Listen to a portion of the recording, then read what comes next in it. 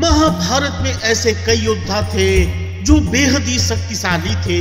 उनमें से ही एक योद्धा थे पांडु पुत्र भीम। कहते हैं भीम में 10,000 हाथियों का बल था। इसी बल के चलते ही एक बार भीम ने नर्मदा नदी का प्रवाह रोक दिया था। लेकिन भीम में इतना बल कैसे आया, इसके पीछे की कहानी बहुत ही रोचक है। तो चलिए जानते हैं। अगर आप हमारे चैनल को सब्सक्राइब कर लेंगे तो हमें ऐसे ही और वीडियोस बनाने की प्रेरणा मिलेगी। पौराणिक कथाओं के अनुसार कौरवों का जन्म हस्तिनापुर में तो पांडवों का जन्म वन में हुआ था। फिर पांडवों के पिता पांडु की मृत्यु का समाचार जब उनके भाई धृतराष्ट्र और भीष्म पितामह को पता चला तो उन्होंने कुंती और उनके 5 पुत्रों को हस्तिनापुर आने का आमंत्रण भेजा। हस्तिनापुर आने के बाद पांडवों का वैदिक संस्कार हुआ। कौरव और पांडव साथ साथ बड़े होने लगे। पांडव दौड़ने में, निशाना लगाने तथा कुश्ती जैसे लगभग सब खेलों में दुर्योधन और उसके सभी भाइयों को हरा देते थे। इसमें भीम सबसे आगे रहते थे।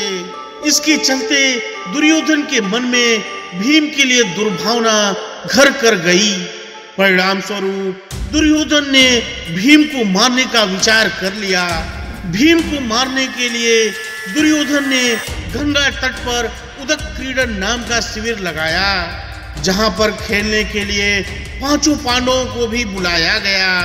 खेल के दौरान ही एक दिन मौका पाकर दुर्योधन ने भीम के खाने में जहर मिला दिया और जब भीम खाना खाकर बेहोश हो गए तो दुर्योधन ने दुशासन के साथ मिलकर उन्हें गंगा में फेंक दिया।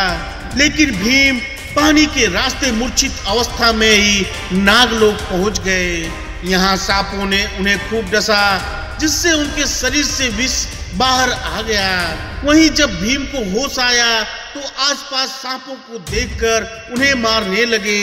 उनसे डरकर सभी सर्प नागराज वासुकी के पास पहुंचे और उन्हें सारी बात बताई। सारी बात जान लेने के बाद नागराज वासुकी आर्यक नाग के साथ खुद भीम के पास गए। वहां जाते ही आर्यक ने भीम को पहचान लिया। दरअसल आर्यक भीम के नाना थे। आर्यक भीम से बेहद ही प्रेम से मिले और फिर उन्होंने नागराज वासुकी से भीम को उन कुंडों का रस पिलाने की आज्ञा मांगी, जिसमें हजारों हाथियों का बल था। नागराज वासुकी ने स्वीकृति प्रदान कर दी और तब भीम ने 8 कुंडों का रस पीकर एक दिव्य शैया पर सो गए।